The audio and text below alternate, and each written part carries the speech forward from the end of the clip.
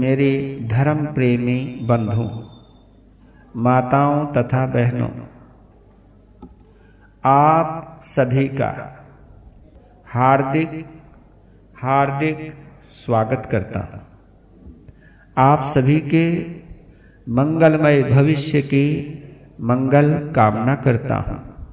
पर्वाधिराज पर्युषणों के 7वें दिन की आप सभी को हार्दिक हार्दिक शुभकामना देता हूँ।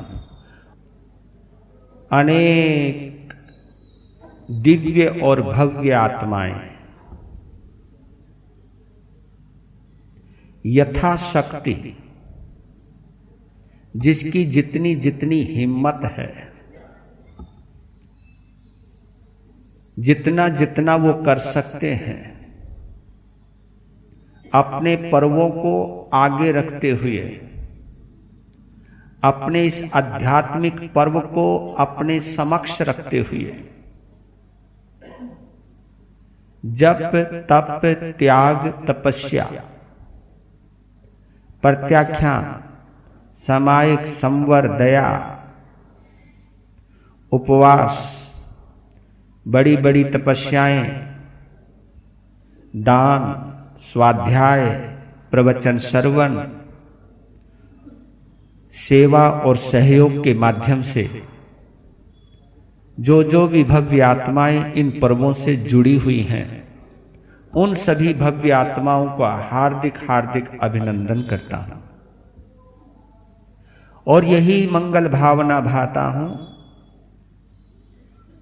कि अपने पर्वों को लेकर के जो उनमें सजगता है, जागरूकता है, कुछ ना कुछ करने के भाव हैं, उनकी ये मंगल भावना हमेशा बनी रहे। क्योंकि आपके भावों पर, आपके आध्यात्मिक पुरुषार्थ पर, आत्मिक सात्विक अभ्यास पर ये पर्व टिके हुए हैं और हम किसी न किसी रूप में जब पर्व आराधना के अंदर सहयोगी बनते हैं, आप उस वक्त अनंत पुण्य की उपार्जना करते हैं। ये उपार्जना होती रहे और हमारे परंपरा के जितने भी श्रावक और श्राविका हैं, संपूर्ण जैन परंपरा के जितने भी श्रावक और श्राविका हैं, साधु और साध्वी हैं, वो हमेशा स्वस्थ रहें, आध्यात्मिक कार्यों में व्यस्त रहें, तंदुरुस्त रहें, ये मंगल कामना करता हूं। लीजिए, आज अंतगढ़ सूत्र में प्रवेश करते हैं। उससे पहले मंगल भावों से जुड़कर मंगल प्रार्थना, जो हम इन दिनों में गा रहे हैं लगातार, ये इसलिए गाता हूं ये प्रार्थना, पता नहीं कौन से पल में अंदर कोई तरंग उठ जाए, समष्टि के प्रति, समस्त संसार के प्रति, समस्त जीवों के प्रति मन में करुणा का झरना बहने लग जाए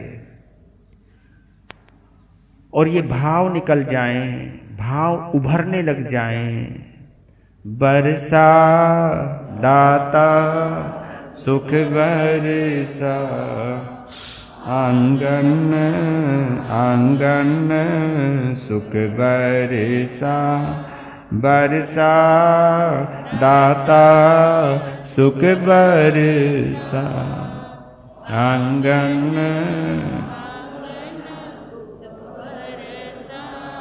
चुन चुन कांटे नफरत के, प्यारे अमन के फूल खिला, चुन चुन प्यारे अमन के फूल खिला, बरसा दाता सुख बरसा, आंगन तन से कोई है दुखी, मन से कोई है दुखी।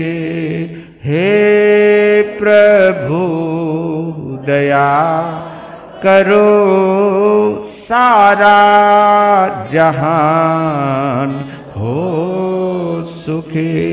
सबके दुखों की तू है दवा, आंगन आंगन सुख बरसा बरसा।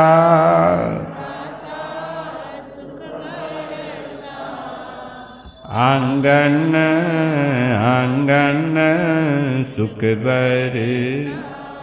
झोलियां सुखों से तुम सबकी दाता भर ही दो।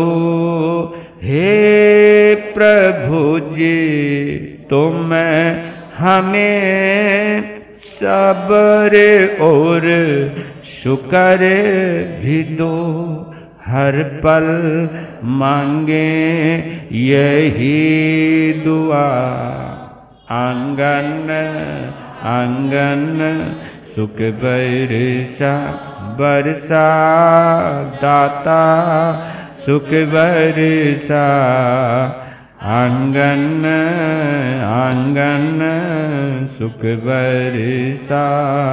वैर कलेश को मिटा, दाता सकल संसार से। नाम का सिमरण करें मिलकर सारे प्यार से। मानव से मानव होना जुदा, भाई से भाई बहन से बहन होना जुदा। आंगन आंगन सुख बरसा बरसा। दाता सुख बरसा, आंगन आंगन सुख बरसा।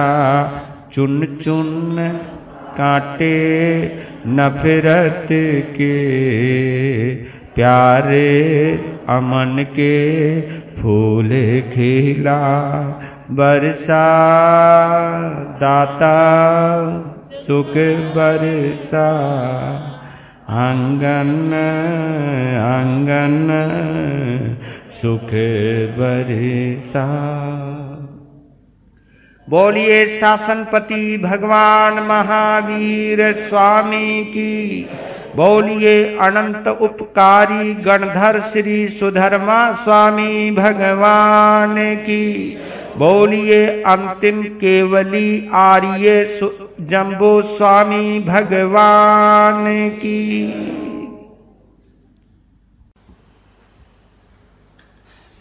अठमो वग्गो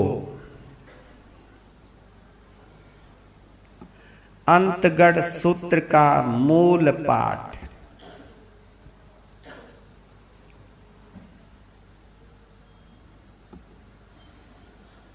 जैनम भन्ते समनेनम जाव संपत्तेनम।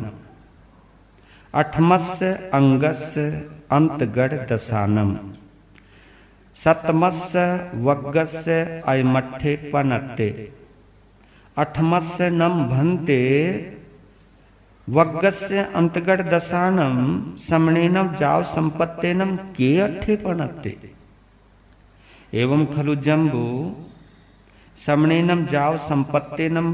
अठमस्य अंगस्य अंतगढ़ दशानम। अठमस्य वग्गस्य 10 अध्ययना पणत्ता तंजः। काली सुकाली महाकाली। कन्हा सुकन्हा महाकन्हा। वीर कन्हाय बोधव्वा राम कन्हा तहेविये। पीयूसेन कन्हा नवमी, दसमी महासेन कन्हाये। जैनम भन्ते अठमस्य वग्गस्य 10 अध्ययन पणता पढ़मस्सनम भन्ते अध्ययनस्य समणेनम जाव संपत्तेनम के अट्ठे पणते। एवं खलु जम्बो तेनम कालेनम तेनम समयनम चंपा नामम नैरी होथा। पूर्ण भद्दे चेये कोनिये राया तथनम चंपाए नैरिये सैनियस्य रन्नो भज्जा कोनियस्य रन्नो चुलमाउया। काली नामम देवी होथा वन्नवो जहाँ नंदा जाओ समाई माई एकारस्य अंगाई अहिजई बहुही चौत छठ में ही जाओ अपानम भावे माने विहिरई। तेनम सा काली अज्जा अन्नया कयाई जेनेव अज्ज चंदना अज्जा तेनेव उवा गया उवा गच्छिता एवं व्यासी। इच्छामि नम अज्जाओ तुब्बेहिम अभुन्नाया समानी रैनावलिम तवो कम्मम उव संपजित्तानम विहिरितय। आह स्वहम देवानुपिया माँ परिबंधम करे है।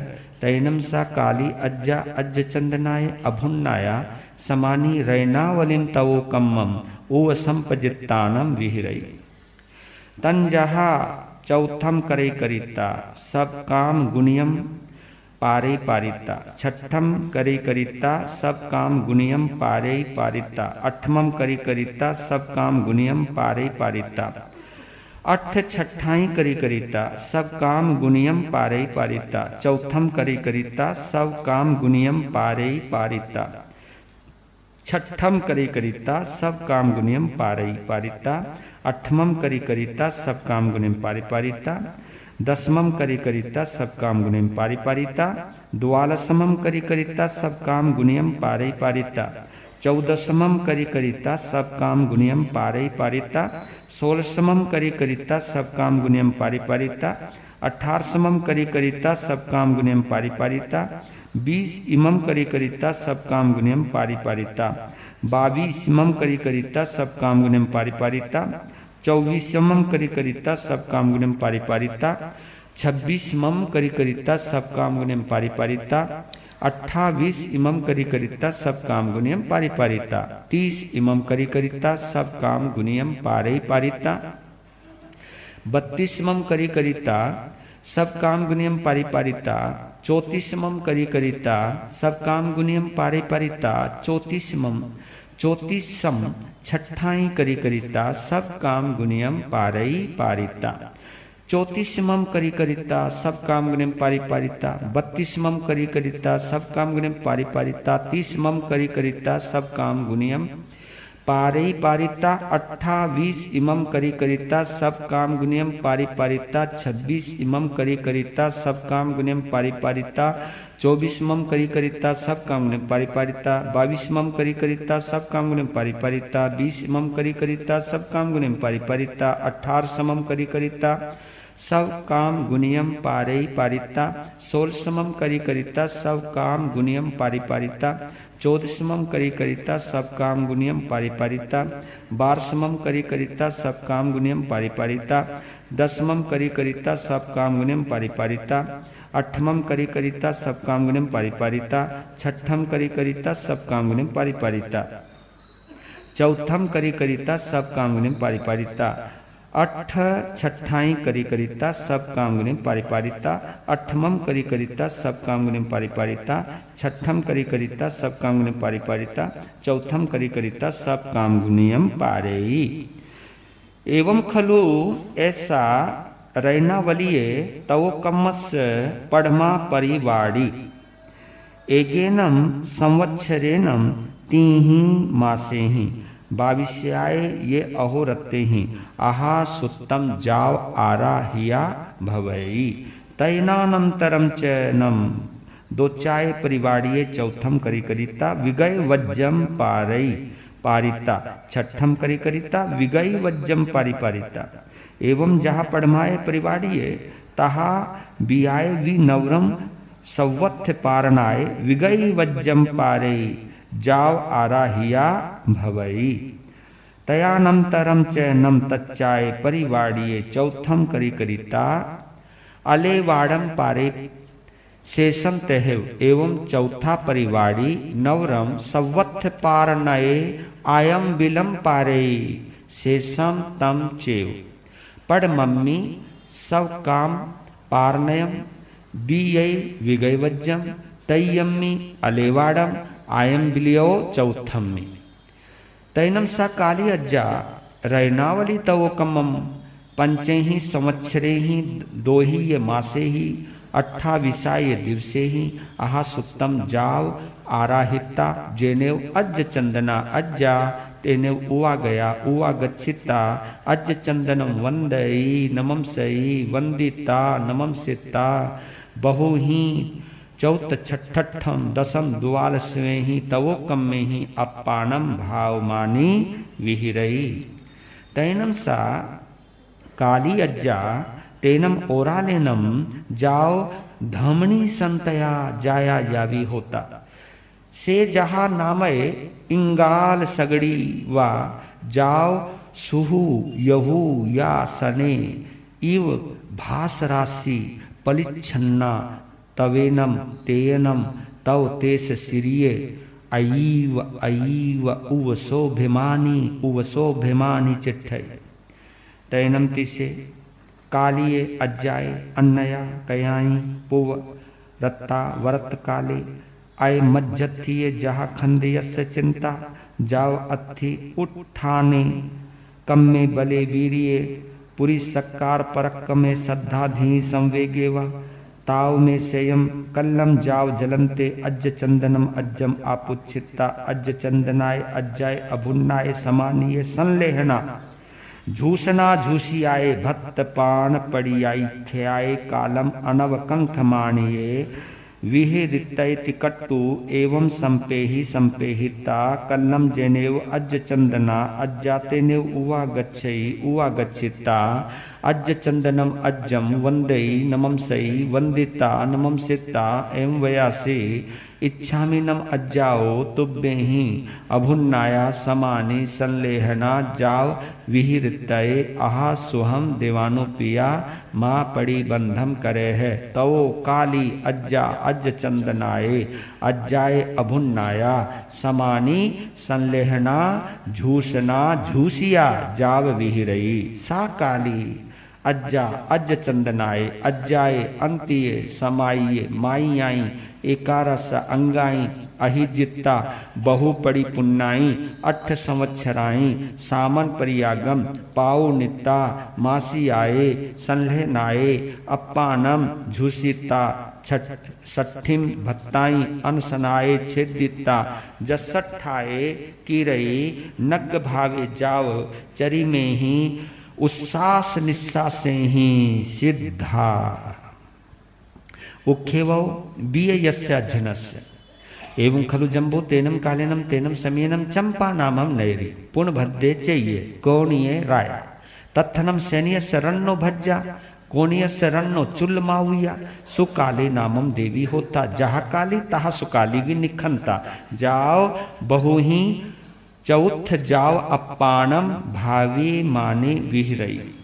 तैनम सा सुकाली अज्जा अन्नया कया जेनेव अज्ज चंदना अज्जा जाव इच्छा मीनम अज्जाव तुब्बे ही अभुन्नाया समानी कनगावली तवो कम ओ संपजितानम विहिरतय एवं जहाँ रैनावली तहा कनगावली भी नवरम तिसु ठाणे सु अठमाई करे जहाँ रैनावली छठाई एकाए परिवाड़ीय संवत्सरो पंचमासा 12 ये अहोरत्ता चहुनम पंचवरिषा 9 मासा 18 दिवसा शेषम तहेव 9 मासा प्रियाव जाव सिद्धा। एवं महाकाली वी नवरम खुड्डाग सिंह निक्किलियम तवो कम्मम उव संपजितानम विहिरई। तंजहा चौथम करी करिता सब काम गुनियम पारी पारिता छठम करी करिता सब काम गुनियम पारी पारिता चौथम करी करिता सब काम गुनियम पारी पारिता अठमम करी करिता सब काम गुनियम पारी पारिता छठम करिकरिता सब काम गुणियम पारिपारिता, दसमम करिकरिता सब काम गुणियम पारिपारिता, अठमम करिकरिता सब काम गुणियम पारिपारिता, द्वादशमम करिकरिता सब काम गुणियम पारिपारिता, दसमम करिकरिता सब काम गुणियम पारिपारिता, चौदहमम करिकरिता सब काम गुणियम पारिपारिता, द्वादशमम करिकरिता सब काम गुणियम पारिपारिता, सोलहमम करिकरिता सब काम गुणियम पारिपारिता, चौदहमम करिकरिता सब काम गुणियम पारिपारिता, अठारहमम करिकरिता सब काम गुणियम पारिपारिता, सोलहमम करिकरिता सब काम गुणियम पारिपारिता, 20 इमम करिकरिता सब काम गुणियम पारिपारिता, 18समम करिकरिता सब काम गुणियम पारिपारिता, 20 इमम करिकरिता सब काम गुणियम पारिपारिता, 16समम करिकरिता सब काम गुणियम पारिपारिता, 18समम करिकरिता सब काम गुणियम पारिपारिता, 14समम करिकरिता सब काम गुणियम पारिपारिता, 16समम करिकरिता सब काम गुणियम पारिपारिता, 12समम करिकरिता सब काम गुणियम पारिपारिता, 14समम करिकरिता सब काम गुणियम पारिपारिता, 10मम करिकरिता सब काम गुणियम पारिपारिता, 12समम करिकरिता सब काम गुणियम पारिपारिता, 8मम करिकरिता सब काम गुणियम पारिपारिता, 10मम करिकरिता सब काम गुणियम पारिपारिता, 6ठम करिकरिता सब काम गुणियम पारिपारिता, 8मम करिकरिता सब काम गुणियम पारिपारिता, 4ठम करिकरिता सब काम गुणियम पारिपारिता, 6ठम करिकरिता सब काम गुणियम पारिपारिता, 4ठम करिकरिता सब काम गुणियम पारेई, तहेव चत्तारी परिवाड़ियो एकाए परिवाड़िय, छम्मासा सत्य दिवसा, चहुनम 2 वरिसा, 28 ये दिवसा जाव सिद्धा। एवं कन्हावी नवरम महासिंह निकीलियम तवो कम्मम जहव खुड्डागम, नवरम 34 इमम जाव नेयवम तहेव उषारेयवम एकाय परिवाड़िये, एगम वरिसम छम्मासा 18 से ये दिवसा, चहुनम 6 वरिसा, 2 मासा 12 ये अहोरत्ता, शेषम जहा कालिये जाव सिद्धा।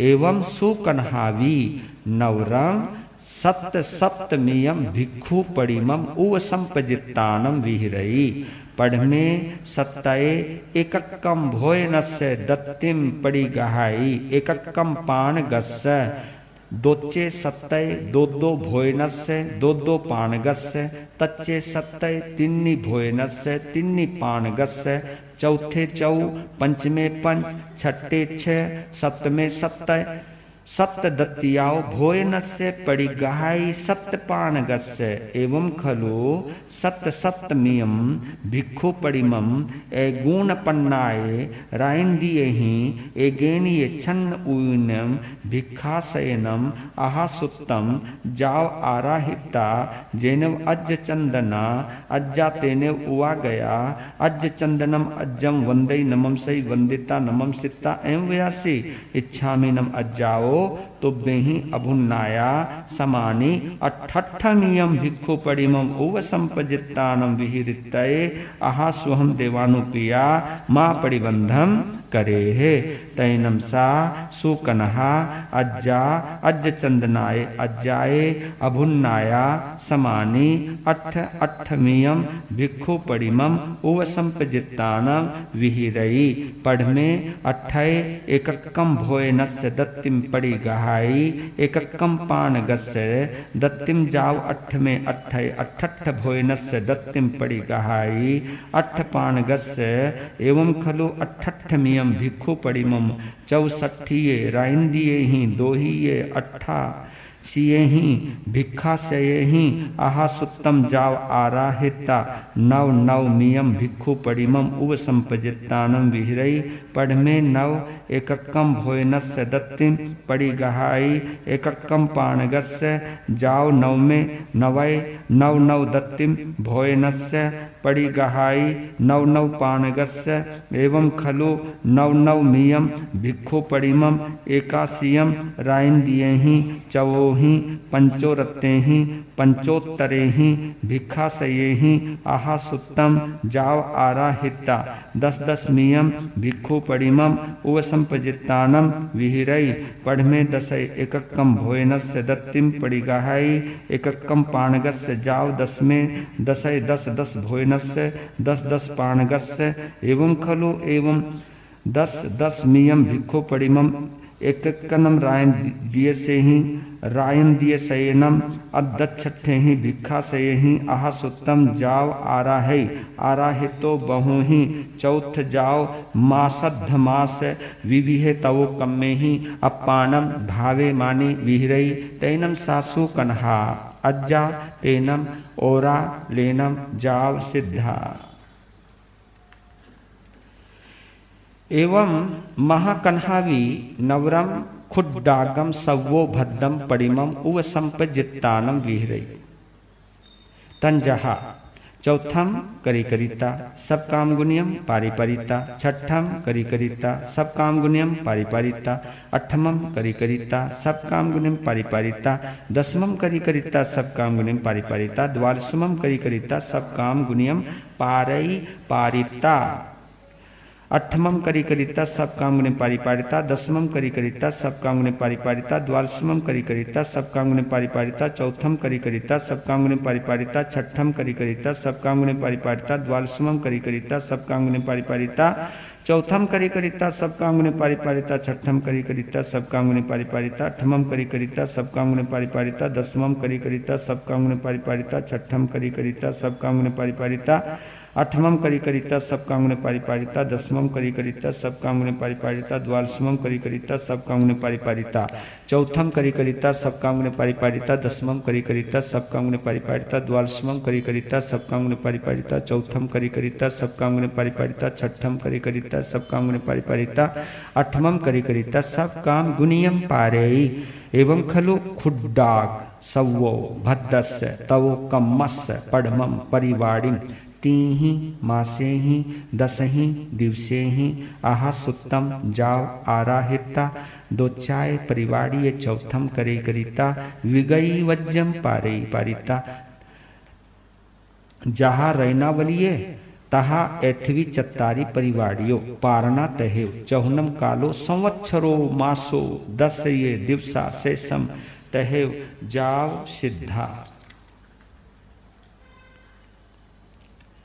एवं वीर कन्हावी नवरम महालयम सवो भद्दम तवो कम्मम उव संपजित्तानम विहरई तंजहा चौथम करिकरिता सब काम गुणे पारिपारिता छठम करिकरिता सब काम गुणे पारिपारिता अठमम करिकरिता सब काम गुणे पारिपारिता दसमम करिकरिता सब काम गुणियम पारिपारिता द्वादशमम करिकरिता सब काम गुणे पारिपारिता चौदशमम करिकरिता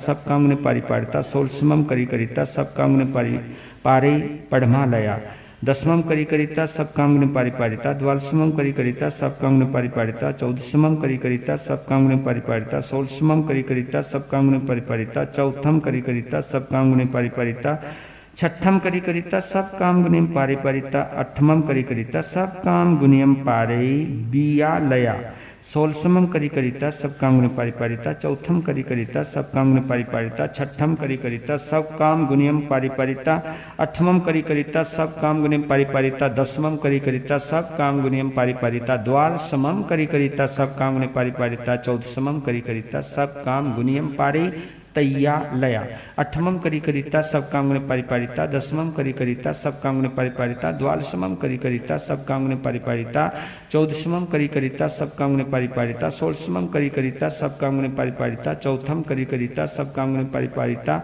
छठम करिकरिता सब काम गुणियम पारे चौथी लया चौदशमम करिकरिता सब काम गुणे पारिपारिता सोलसमम करिकरिता सब काम गुणे पारिपारिता चौथम करिकरिता सब काम गुणे पारिपारिता छठम करिकरिता सब काम गुणे पारिपारिता अठमम करिकरिता सब काम गुणे पारिपारिता दसमम करिकरिता सब काम गुणे पारिपारिता द्वादशमम करिकरिता सब काम गुणे पारई पंचमी लया छठम करिकरिता सब काम गुणे पारिपारिता अठमम करिकरिता सब काम गुणे पारिपारिता दसमम करिकरिता सब काम गुणे पारिपारिता द्वादशमम करिकरिता सब काम गुणे पारिपारिता चौदशमम करिकरिता सब काम गुणे पारिपारिता सोलसमम करिकरिता सब काम गुणे पारिपारिता चौथम करिकरिता सब काम गुणियम पारे छठी लया द्वादशमम करिकरिता सब काम गुणे पारिपारिता चौदशमम करिकरिता सब काम गुणे पारिपारिता सोलसमम करिकरिता सब काम गुणे पारिपारिता चौथम करिकरिता सब काम गुणियम पारिपारिता छठम करी करिता सब काम गणे पारिपारिता, अठमम करी करिता सब काम गणे पारिपारिता, दसमम करी करिता सब काम गणे पारे, सप्तमी लया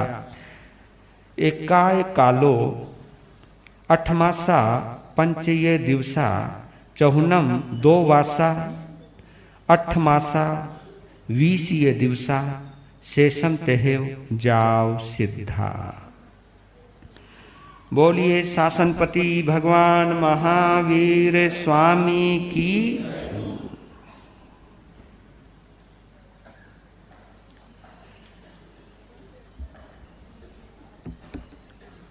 मूल पाठ में आज क्या वर्णन आया है उसको हिंदी में स्पष्ट करने से पहले हम सभी मिलकर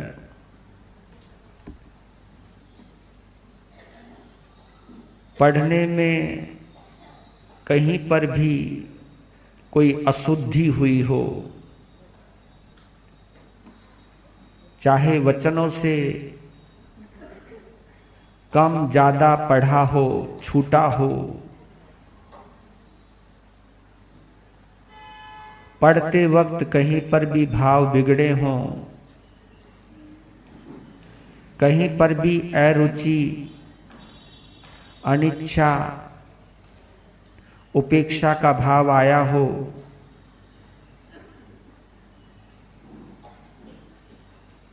इन सभी भावों की आलोचना करते हुए हमारे परम उपकारी आचार्य भगवंतों ने एक पाठ दिया है, जिसमें मिच्छामि दुक्कडम बोलने के बाद हमारे कुछ पाप कमजोर पड़ जाते हैं। तो हम सभी, आप सभी को याद है, ये मुझे बहुत खुशी की बात है, आग में टीबी है पन्नते तंजहा, सुतागमे अत्थागमे तदु भयागमे, ए हवा श्री ज्ञान के विषय, जे कोई अतिचार लाग्या होए ते में आलो, जम्बा इधम बच्चा मेलियम हिनक्षरम अचक्षरम पयहीनम विनयहीनम जोगहीनम घोषहीनम सुट्ठू दीनम दुट्ठू परिच्छियम, ए काले कौ सज्जाओ कालेन कौ सज्जाओ, सज्जाय सज्जायम सज्जाय न सज्जायम, तस्मिच्छामि दुक्कडम तस्मिच्छामि दुक्कडम तस्मिच्छामि दुक्कडम। पर्व भी पूर्णता की ओर बढ़ रहे हैं। आज आखिरी दिन है। इन 7 दिनों को हम पर्युषण पर्व कहते हैं और 8वें दिन को हम संवत्सरी महापर्व कहते हैं।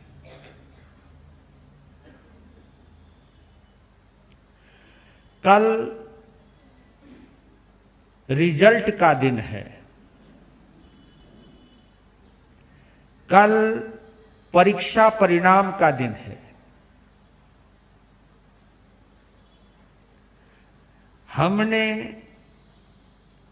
अपनी मनोभूमि पर, या यूं कहूं, हमने अपने जीवन की तख्ती पर या जीवन की नोटबुक पर क्या क्या लिखा है, क्या राइट है, क्या रोंग है, क्या बैड है, क्या गुड है,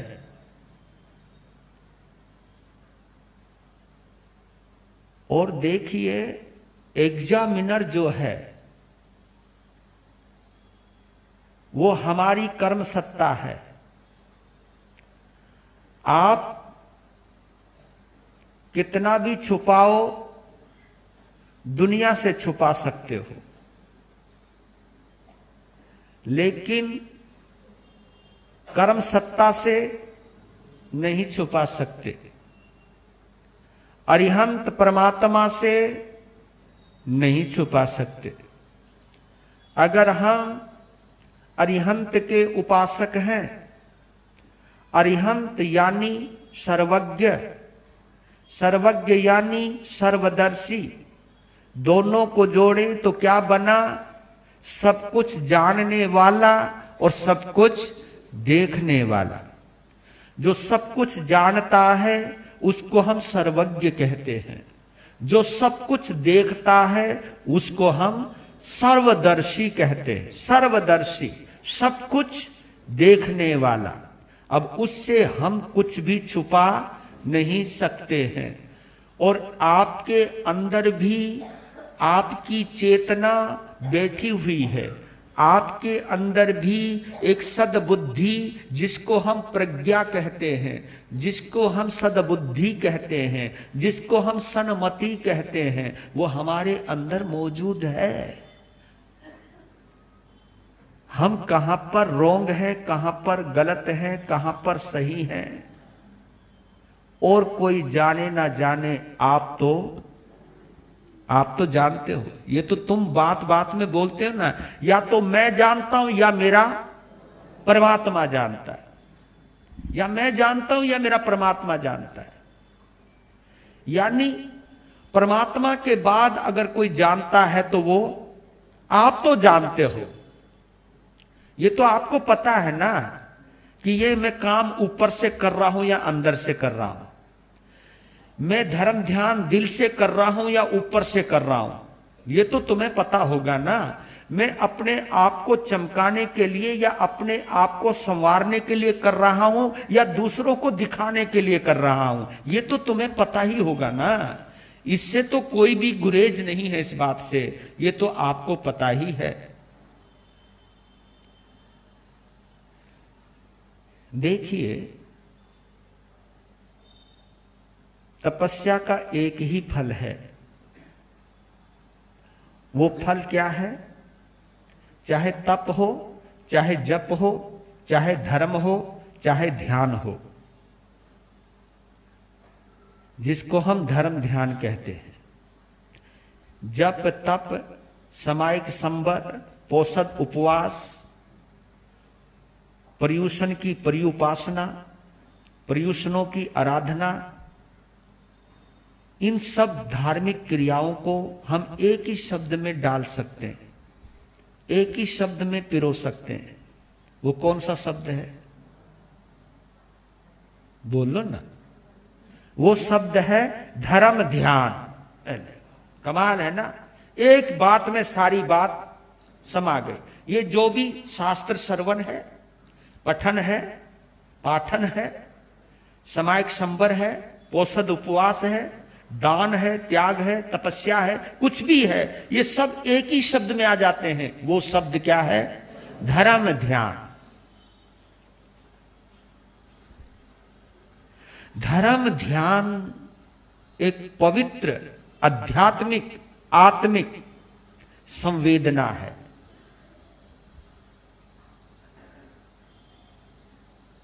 आत्मिक एहसास है धर्म ध्यान। ध्यान भगवान ने 4 बतलाए,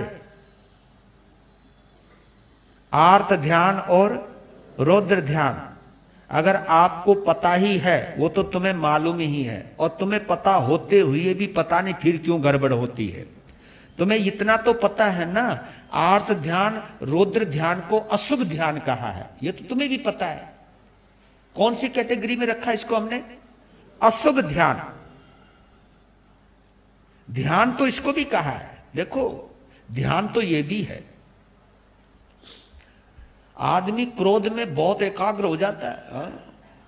एकाग्र, उसे कुछ भी नजर नहीं आता। इसलिए बोलते कि an angry man open his mouth and shut his eyes.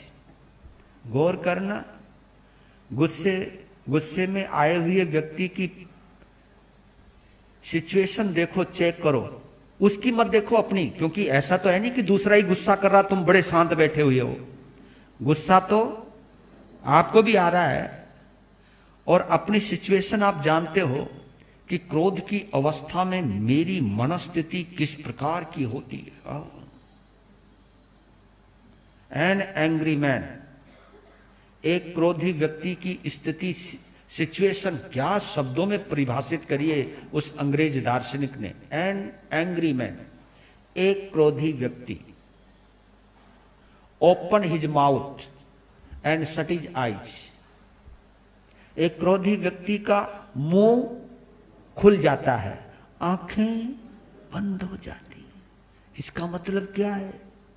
मुंह में आए बोलता है, मुंह में आए वो बोलता है। गुस्से में कंट्रोल कोई रहता है कि क्या बोलना है क्या नहीं बोलना है? कभी देखा, कभी तुम गुस्से में सोच समझ करके बोलते हो क्या? मैं ये बोल लू ना बोल लू, बोल लू ना बोल लू, सोचते हो क्या? पटाख, चाहे बम का गोला निकलो, चाहे सामने वाले का दिल छलनी छलनी हो जाए, क्योंकि मुंह खुल जाता है। एंड शट हिज आईज, और आंखें, हाँ आंखें बंद, क्योंकि आंखें किसका प्रतीक है? आंखें विवेक का प्रतीक है। वो भूल जाता है कि इसका क्या परिणाम निकलने वाला है। मैं जो कर रहा हूं, जो मैं कह रहा हूं, जो मैं बोल रहा हूं, इसके क्या परिणाम हो सकते हैं, उन परिणामों के बारे में वो नहीं जानता। अगर जान रहा होता तो फिर वो गलती। इसलिए तो कहते हैं कि क्रोध की शुरुआत हमेशा मूर्खता से होती है, और उसका एंड जो होता है पछतावे से होता है। बाद में पछता, हाय रे ये के बोल दियो मैंने, ये के कर दियो मैंने, अरे थोड़ा तो होश रखना चाहिए था। तूने इतने शास्त्र पढ़े हैं, तूने इतना धर्म ध्यान किया है, इतनी बार इन आंखों से परमात्मा की प्रतिमा देखी है, कितनी बार मैंने देव दर्शन किए हैं, गुरुओं के दर्शन किए हैं, कितनी बार आगमों का पठन और पाठन किया है, सारी मति के ऊपर कहां धूल पड़ गई। ये आप सोचते हो या नहीं सोचते? पर बाद में सोचते हो, और कमाल की बात है सोचने के बाद फिर वही करते हो। ऐसी बात नहीं कि क्रोधी व्यक्ति पश्चाताप नहीं करता, करता है, लेकिन फिर दोबारा इससे पश्चाताप। और कईयों को तो आदत पड़ गई, वो ठीक है ना, बोल दिया तो माफी मांग ली, मेरी जान लोगे क्या? गलती करी, माफी मांग ली। अपन को भी इस बात में कोई ऐतराज नहीं है, पर लेकिन कम से कम एक ही गलती के लिए दोबारा तो माफी नहीं मांगनी चाहिए ना। हम एक ही गलती के लिए कितनी बार माफी मांगते हैं? एक ही गलती के लिए। गलतियां कोई ज्यादा नहीं हमारे जीवन में, बिल्कुल भी नहीं है। गलतियां कोई ज्यादा नहीं है, बस गलती यह हो जाती है कि एक गलती को हम कई बार करते हैं, बस कई बार करते हैं। एक ही गलती को हम कई बार करते हैं, रिपीट रिपीट। मैं भी रिपीट करता रहता हूं, और ये मैं रिपीट इसलिए करता हूं ताकि तुम्हारे पल्ले पड़ जाए। क्या पता कोई इधर उधर हो, कोई सोच रहा हो, क्योंकि कभी कभी तो प्रवचन में बैठे बैठे भी यूं पता नहीं कहां गया हुआ है। प्रवचन में यहां बैठा और सोच रहा पता नहीं कहां की, हाँ उसने वो बोला था, मैंने वो करना था, मुझे उससे मिलना था। अरे यार रसोई के अंदर है ना, वो दूध वैसे ढका हुआ नहीं रहा, और पता नहीं क्या हो गया। अब क्या करे, अब फोन भी नहीं है पास में, फोन है तो तब फोन है तो समाइक चल रही है, तो करे क्या? फिर इशारे करे, ओ भाई इधर आ, मैं तो फोन कर नहीं सकती या कर नहीं सकता। ऐसा तेरे पास जो फोन है ना, ये नंबर मिला और फोन कर, वहां पर सामान ये रखा हुआ है, उसको जरा संभाल के रख दे। लो जी, आपने फोन किया नहीं, करवा दिया। बात तो एक ही है या दो है? हैं? देख लो भाई, क्योंकि धर्म साधना 3 योग और 3 करण से होती है। 3 योग और 3 करण। योग कौन से? मन, वचन काया, इनको क्या कहा है? योग कहा है। और करण किसको कहा है? करो नहीं, करवाऊं नहीं, अनुमोदू नहीं, इनको करण कहा है। क्योंकि हम ये तीन चीजें करते रहते हैं, करना, करवाना और अनुमोदन करना। जी, यहां तक पहुंचते हैं, ज्यादा व्याख्या में जानो नहीं। और हमें ये पता है कि जब हम अंतगढ़ सूत्र को पढ़ते हैं तो हमें एक बात का पता चलता है कि जैन परंपरा में तपस्या के कितने तरीके हैं, तपस्या की कितनी वैरायटी है। हाँ, ये भोजन में ही, क्योंकि वैरायटी का अपना अपना महत्व है, मानते हो ना? वैरायटी, आपके यहां कोई पार्टी होती है तो कितनी वैरायटी रखते हो आप? भोजन की भी कई वैरायटी, मिठाइयों की भी कई वैरायटी, शरबतों की भी कई वैरायटी, और जो हूं करने वाले उसकी भी कई वैरायटी। हाँ, उसकी भी वैरायटियां हैं, ये वहां की, ये वहां की, वे वहां की, हर चीज में वैरायटी। तो धर्म ध्यान में भी वैरायटी होती है, ऐसी बात नहीं, यहां पर भी वैरायटी है। समाय की एक वैरायटी है, नौकारसी भी अपनी एक वैरायटी है, पोरसी भी अपनी एक वैरायटी है। वैरायटी यानी विविधता, विविध वैरायटी को हम विविध कहते हैं, अनेक प्रकार, वैरायटी इसी को कहते हैं ना। तो हमारे पास भी कई वैरायटियां हैं, तपस्या की भी कई वैरायटियां हैं। उन वैरायटियों की चर्चा, उस विविधता की चर्चा आज आपके सामने करने जा रहा हूं। आज का विषय जरा नीरस है, आपको ज्यादा हंसने का मौका, रोने का भी मौका मिलेगा नहीं। लेकिन जब ना हंसना हो, ना रोना हो, तो एक बात फिर भी बची रहती है। कौन सी? समझने की। आज हमें समझना है और उन तपस्वियों की अनुमोदना करनी है जिन्होंने ये ऐसी विविध प्रकार की तपस्या की कितनी वैरायटी निकाल करके लाई हैं हमारी भव्य आत्माएं। एक ही तपस्या को करने के कितने तरीके अपनाए हैं उन भव्य आत्माओं ने। उनकी सोच को और धर्म करने के कितने तरीके निकाले, तपस्या करने के कितने तरीके इजाद किए हैं। हम तो ये सोचते हैं कि पैसे कमाने के ही कई तरीके होते, नहीं, धर्म करने के भी कई तरीके होते हैं। पैसे भी कई तरीकों से कमाया जाता है, कई तरीकों से, हजारों तरीके हैं पैसे कमाने के, तो हजारों तरीके धर्म करने के भी हैं। धर्म चाहे, क्योंकि तभी तो, इसलिए तो कहते हैं कि मंजिल तो एक है, रास्ते राइट, परमात्मा तो एक है, रास्ते कहीं से भी जा सकते हो आप, कहीं से भी जा सकते हो। रास्ता छोटा और बड़ा तो हो सकता है, लेकिन रास्ता अगर उसी मंजिल की तरफ जा रहा है फिर रास्ता सही है। यह हो सकता है कि किसी को देर लग जाए, कोई जल्दी पहुंच जाए, लेकिन अगर हम भगवान की तरफ चल पड़े, परमात्मा की तरफ चल पड़े, क्योंकि इस प्रवचन सभा में आने वाले कई वो भी हैं जो बिल्कुल पड़ोस से आए हैं, बिल्कुल पड़ोस से आए हैं, और कई ऐसे भी जो 3-3, 4-4, 5-5, 15-15 किलोमीटर से भी आए हैं। यहां पर कई जगह से आए, कोई तो दूर दूर से भी आए, कोई बदलापुर से आ रहा है, कोई बुल्ढाना से आ रहा है, कोई बड़गांव शेरी, कोई मतलब घोड़ नदी से, पता नहीं कहां कहां से यहां पर लोग आए हुए हैं। लेकिन जब भी हम चलते हैं तो रास्ते अनेक हो सकते हैं, जगह अनेक हो सकते हैं, और आने के तरीके भी कई हो सकते हैं। कोई 2 व्हीलर पर, कोई 4 व्हीलर पर, कोई पैदल, कोई कैसे भी, जब भी हम उस तरफ चलते हैं, लेकिन लक्ष्य तो एक ही रहता है। धर्म स्थान, भगवान की वाणी सुनने जानी है, किसके मुख के द्वारा सुननी है वो भी आपके पास निश्चित रहता है। तो आप ये समझिए कि उसी समय तक मैं सच बोल रहा हूं कि अगर आपके हृदय के अंदर ये भाव बने रहे, यहां जाने के बाद भी, संसार के काम करते हुए भी, अगर ये भाव बने रहे, हाँ भाई अब ये इतना समय हो गया, अब अंतर्गत सूत्र का समय हो गया, अब प्रतिक्रमण का समय हो गया, अब कल्प सूत्र का समय हो गया, यानी आपके दिमाग में वो चीज पड़ी हुई है, अब मुझे ये करना है, अब मुझे ये करना है, अब मुझे ये करना है। इससे पहले मालूम है क्या कर रहे थे आप? हाँ,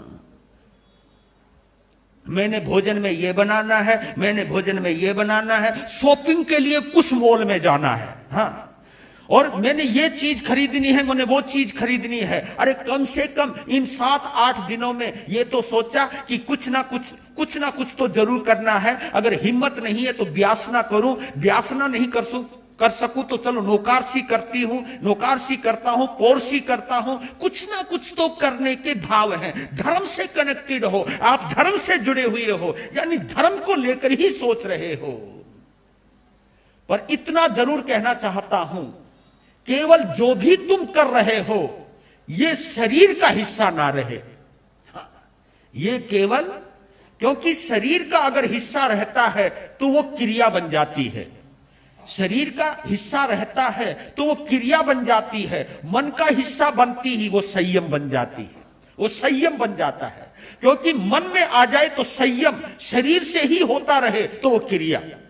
क्योंकि हम शरीर से समाय कर रहे हैं लेकिन मन में अभी संभाव नहीं आया, तो ये क्रिया है, ये संयम नहीं है, ये धर्म ध्यान नहीं है। धर्म ध्यान अंदर से जुड़ा हुआ है, क्रिया से शरीर जुड़ा हुआ है। बस हमें इतना सोचना है, मेल बैठाना है, संतुलन बैठाना है कि मेरे शरीर की क्रिया में और मन के भाव में कोई तालमेल बैठा या नहीं बैठा। तालमेल है, तालमेल, तालमेल तो समझते हो ना आप? जब लड़के लड़की का रिश्ता करते हो, ये बोलना चाहिए नहीं बोलना चाहिए, प्रदूषण चल रहे हैं, बता दो। जब लड़की का रिश्ता करते हो या लड़के का रिश्ता करते हो तो आप अक्सर उन बच्चे बच्चियों के क्या मिलाते हो आपस में? हाँ, गुण। हाँ, लॉज, मेरे लाला ने तगड़े गुण मिला रखे, गुण मिलाते। जिसके ज्यादा गुण मिल जाए तो हम क्या सोचते हैं, भाई इनकी अच्छी पटेगी, इनकी अच्छी जमेगी। आप गुण मिलाते हो पत्रियों के आधार पर, जन्म पत्री के आधार पर गुण मिलाते हो। तो कभी कभी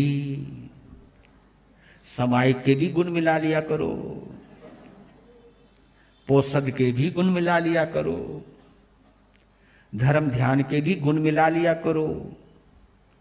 कि कितनी, इतना मैंने पढ़ा है, इतना मैंने सुना है, इस पंचम आर्य में मैं पूरे गुण तो नहीं अपना सकता लेकिन ज्यादा से ज्यादा अपनाने की हिम्मत तो कर सकता हूं, जितनी शक्ति है मेरे अंदर। और इसी आधार पर आपने देखा होगा हमारी तपस्या की कई वैरायटी हैं। वैरायटी तो समझते हो ना, विविधता। यहां पर एक ही प्रकार का तप नहीं बतलाया, कितने प्रकार के?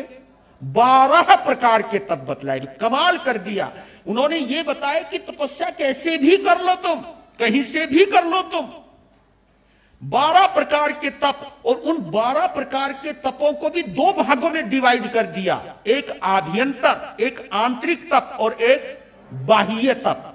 एक बाहर का तप होता है और एक अंदर का तप होता है, दोनों का संतुलन मिलाना है। और देखिए उन 12 तपों में 6 बाह्य बाहर के और 6 अंदर के आंतरिक तप हैं। जो सबसे पहला तप आप करते हो अनशन तप, ये आंतरिक है या बाह्य? हाँ, बाह्य। क्योंकि बाह्य यूं है कि तपस्या करो तो गाल तो पिचके हुए नजर आते हैं ना, बाहर से पता लग जाता है। ये तो एक कहावत आती है ना, खाए के गाल नहाए के बाल साफ नजर आते हैं। खाए के, जो खाता रहे तो फूले रहे, तपस्या में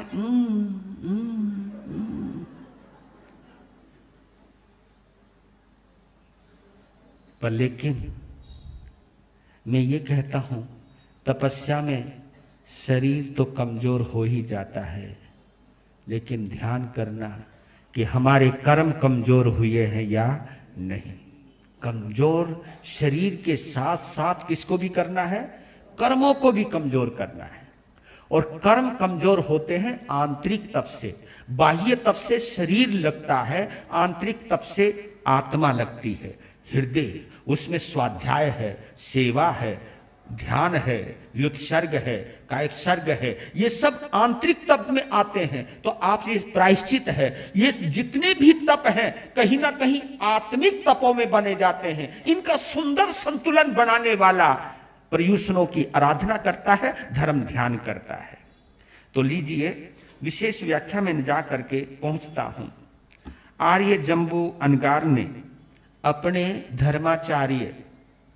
धर्माचार्य जिन्होंने धर्म का आचरण करना सिखाया, धर्म का ज्ञान दिया, आत्मा की बातें की, धर्माचार्य गुरुदेव आर्य श्री सुधर्मा स्वामी भगवान से विनम्र निवेदन किया, हाथ जोड़ वंदन किया, फिर निवेदन किया, हे भगवान, धर्म की आदि करने वाले यावत मोक्ष को संप्राप्त, मोक्ष को गए हुए भगवान महावीर ने धर्म की आदि करने वाले, इस शब्द को भी समझ लो आप, क्योंकि हर तीर्थंकर तीर्थ की स्थापना करता है, वो तीर्थ की आदि कहलाती है। आदि यानी शुरुआत, वो धर्म की हर तीर्थंकर एक, जबकि 24 तीर्थंकर हैं। इस अवसर्पणी काल में पहले तीर्थंकर कौन हुए? भगवान आदिनाथ। वो इस युग में धर्म की आदि करने वाले, इसलिए उनको आदि भी कहते हैं। असी मसी कृषि का आदेश संदेश उपदेश देने वाले होने के कारण भी वो आदि कहलाते हैं। और इस जगत के पहले राजा बने, इसलिए भी वो आदि कहलाते हैं। पहले ही मुनिराज बने, इसलिए भी वो आदि कहलाते हैं। पहले ही दान करने वाले बने, इसलिए ही वो आदि कहलाते हैं। पहले ही वो भिक्षु बने, इसलिए वो आदि कहलाते हैं। यानी राजा भी बने, महाराजा भी बने, भोग की भी शुरुआत उन्होंने करी, क्योंकि भोग भूमि, भोग की भी शुरुआत उन्होंने करी, और त्याग की भी शुरुआत उन्होंने की। उन्होंने पाने की भी शुरुआत करी और उन्होंने छोड़ने की भी शुरुआत करी है। उन्होंने दोनों कलाएं सिखाई इंसान को, कमाने की भी कला सिखाई, पाने की भी कला सिखाई, तो छोड़ने की भी कला सिखाई। संतुलन बनाया है उन्होंने कि केवल पाना ही पाना नहीं, छोड़ने की भी कला सीखो। त्यक्तेन भुंजिता, ये ध्यान रखो, ये संदेश दिया है। और ये याद रख लेना आप, मैं आपसे पूछूं, धर्म का जो संबंध है, आपने कभी गौर किया?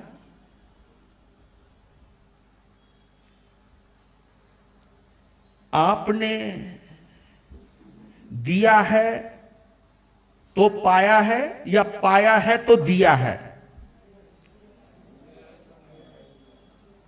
बड़ा अच्छा। हमने दिया है तो पाया है, या पाया है तो दिया है? दिया है, पहले दिया है, फिर पाया है। इसलिए शुरुआत त्यक्तेन भुंजिता, पहले छोड़ने की शुरुआत होती है, फिर लेने की शुरुआत होती है। हे भगवान, धर्म की आदि करने वाले भगवान महावीर स्वामी ने अपने मुखारविंद से जो अंतगढ़ सूत्र आपको सुनाया, उसको आपके मुख से सुनकर मेरी समस्त शंकाओं का निवारण हुआ, समस्त जिज्ञासाएं मेरी शांत हुई। इसलिए है मेरे धर्माचार्य सदगुरुदेव, आपके चरणों में वंदन है। लेकिन अब ये सुनना चाहता हूं, अंतगढ़ सूत्र के 8वें वर्ग में क्या भाव फरमाए हैं, सो फरमाने की कृपा करें। तब सुधर्मा स्वामी ने कहना शुरू किया कि है जंबू, मोक्ष को प्राप्त भगवान महावीर स्वामी ने 8वें अंग अंतगढ़ सूत्र में, अंतगढ़ सूत्र के 8 वर्गों के अंदर, 8वें वर्ग के अंदर 10 अध्ययनों का वर्णन किया है। और वो 10 अध्ययन इस प्रकार हैं: काली, सुकाली, महाकाली, कृष्णा, सुकृष्णा, महाकृष्णा, वीर कृष्णा, राम कृष्णा, पितृ सेन कृष्णा, महासेन कृष्णा, इन 10 रानियों के नाम पर ये 10 अध्ययन है। एक चीज आपने देखी होगी, 7वां वर्ग और 8वां वर्ग, दोनों वर्ग एक बात पर जुड़े हुए हैं। 7वें वर्ग में 7वें वर्ग तक राजगृह नगरी का वर्णन है और लास्ट में चंपा नगरी से मामला जुड़ा हुआ है। और देखा जाए इस अंतगढ़ सूत्र में 3 नगरियों की विशेष चर्चा हुई है। याद हो आपको 3 नगरियां कौन सी? एक द्वारिका, एक राजगृही और एक चंपा नगरी। और शुरुआत चंपा नगरी से ही हुई है। वो इस बात से क्योंकि आर्य सुधर्मा स्वामी पधारते हैं चंपा नगरी में, यहीं से वर्णन शुरू हुआ है। क्योंकि इन शास्त्रों की जिज्ञासा और समाधान की जो जन्मभूमि है उसका नाम है चंपा नगरी। वहीं पर जम्बू स्वामी और सुधर्मा स्वामी की चर्चा और वार्ता हुई है, वहीं पर ही इन आगमों का जन्म हुआ है। क्योंकि शिष्य की जिज्ञासा और गुरुदेव का समाधान, ये इसलिए चंपा नगरी को हम कभी भूल नहीं सकते हैं। और चंपा नगरी का वर्णन इसलिए भी है क्योंकि राजा कोनिक का जन्म राजगृह में हुआ, लेकिन उसने अपनी एक नई नगरी बसाई जिसका नाम था चंपा नगरी। चंपा नगरी, और वो इसलिए बसाई क्योंकि राजगृह नगरी से उसकी कुछ कड़वी यादें और कुछ गलत कृत्य जुड़े हुए हैं। क्योंकि अपने बाप को, वो भी अनंत उपकारी पिता को, राजगद्दी से उतारकर जेल में वहीं डाला था, राजगृह में। पिता के साथ बदसलूकी ही नहीं बल्कि उनके साथ बुरे से बुरा व्यवहार किया। उनकी मृत्यु भी हुई आत्महत्या के द्वारा। वो सब पुरानी यादें जब पता चली, चेलना ने बताई, फिर उसके अंदर एक बात आई, जब गद्दी के ऊपर वो बैठता था राजगद्दी पर, तो उसे अपने पिता का चेहरा याद आता था और कहीं ना कहीं अपने कृत्य भी याद आते थे, दुष्कृत्य, गंदे काम, बुरा व्यवहार। तो यहां बार बार मैं यहां नहीं रहूं, एक नई नगरी बसाऊं। तब उसने चंपा नगरी का निर्माण किया। चंपा नगरी अंग देश और मगध देश दोनों की राजधानी बनी। क्योंकि कोनिक एक बहुत बड़ा सम्राट था, उसकी बाजुओं में बल था, बहुत बड़ा सम्राट था। वो तो चक्रवर्ती बनने के सपने देखता था, मैं चक्रवर्ती बनकर ही रहूंगा। लेकिन इसी की वजह से उसकी जान भी गई। चक्रवर्ती तो बन नहीं सकता क्योंकि 12 चक्रवर्तियों से ज्यादा कोई चक्रवर्ती होता ही नहीं है। 24 तीर्थंकरों से ज्यादा कोई भी तीर्थंकर होते ही नहीं है। अगर मैं अपने आप को 25वां तीर्थंकर घोषित कर दूं तो भैया मेरा कुछ ना कुछ खात्मा होने वाला ही है। मैं कहीं ना कहीं धर्म की विराधना करने वाला ही हूं। कोई अपने आप को, जब दुनिया पूज रही हो किसी साधु संत को, लाखों की भीड़ हो उसके पास, लाखों की परिषद हो उसके पास, और संत को ये गुमान हो जाए ये भाई कमाल की बात है, मेरे पास भी उतने ही लोग आते जितने तीर्थंकर भगवान के समो शरण में आया करते थे, तो मैं भी तीर्थंकर। तो भैया अपने आप को मानने से कोई तीर्थंकर नहीं बन जाता, अपने आप को बड़ा मानने से कोई बड़ा नहीं बन जाता। हां, दूसरों को बड़ा मानने से कोई भी बड़ा बन सकता है, लेकिन दूसरों को छोटा मानने वाला कभी बड़ा बन ही नहीं सकता है।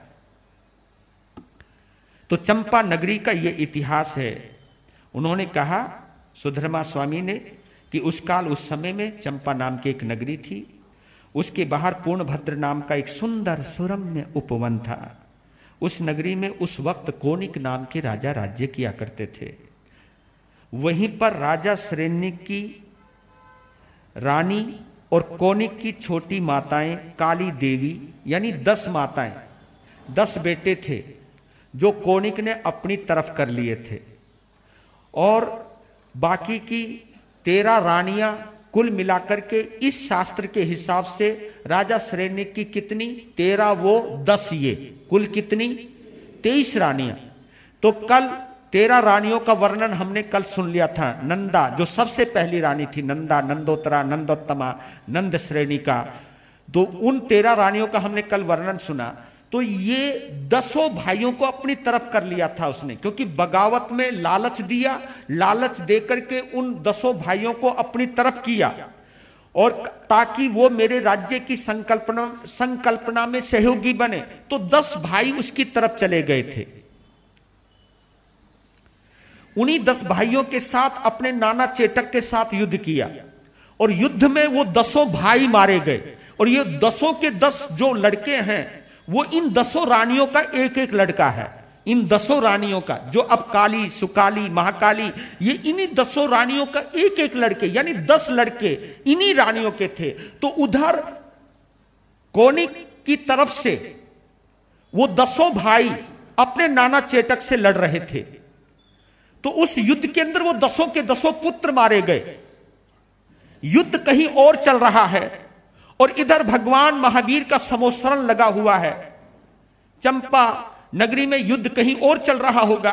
तो उस वक्त उन 10 रानियों ने एक बात पूछी कि हमारे बच्चे सलामत हैं या नहीं। उनको पता चला कि उनके 10 लड़के मारे गए, यानी अब हमारा कोई नहीं रहा, हमारा पति भी गया और पुत्र भी गए। संसार की नश्वरता का ज्ञान हुआ, और ऊपर से भगवान का आगमन हुआ, उनके सानिध्य में जाना हुआ, उनका प्रवचन सुनना हुआ, संसार की नश्वरता का भान हुआ। और ये भान होते ही सोचने लगे कि अब इस दुनिया में रहना नहीं, अब हमने भगवान के चरणों में रहना है। दीक्षा तो उनकी आर्त ध्यान में हुई होगी। आर्त, क्योंकि बच्चे मर गए, अब हमारा कोई रहा नहीं। पर लेकिन दीक्षा तो उन्होंने दुख में ली, पर लेकिन दीक्षा लेने के बाद जो उन्होंने रास्ता अपनाया तपस्या का, वो लाजवाब अपनाया। इसलिए हमारे यहां दीक्षा भी कई गीदड़ों की तरह लेते हैं और शेरों की तरह। दीक्षा लेने के कई तरीके, कई शेरों की तरह दीक्षा लेते हैं, गीदड़ों की तरह दीक्षा पालते हैं। लेकिन यहां पर उन्होंने दीक्षा तो दुख में ली, लेकिन तुरंत भान हो गया कि अब आर्त ध्यान नहीं, रोदर ध्यान नहीं, अब आत्मा का ध्यान करेंगे। आत्मा से निकटता स्थापित करने के लिए उन्होंने एक रास्ता अपनाया। वो रास्ता कौन सा? तपस्या का। तो काली आर्या ने भगवान महावीर के प्रवचनों से प्रभावित होकर के, वैराग्य उत्पन्न होकर के दीक्षा ली, और दीक्षा लेने के बाद भगवान महावीर ने काली आर्या को महासाध्वी चंदन बाला के सुपुर्द कर दिया। क्योंकि महासाध्वी चंदन बाला भगवान महावीर स्वामी की प्रथम साध्वी है, प्रथम साध्वी। जैसे इंद्रभूति गौतम प्रथम शिष्य है। संतों में प्रथम शिष्य कौन? इंद्रभूति गौतम, यानी गौतम स्वामी प्रथम शिष्य हैं। और शिष्याओं में सबसे पहली शिष्या महासाध्वी चंदन बाला। ये आप मान के रखें। गुरनी को सुपुर्द कर दिया।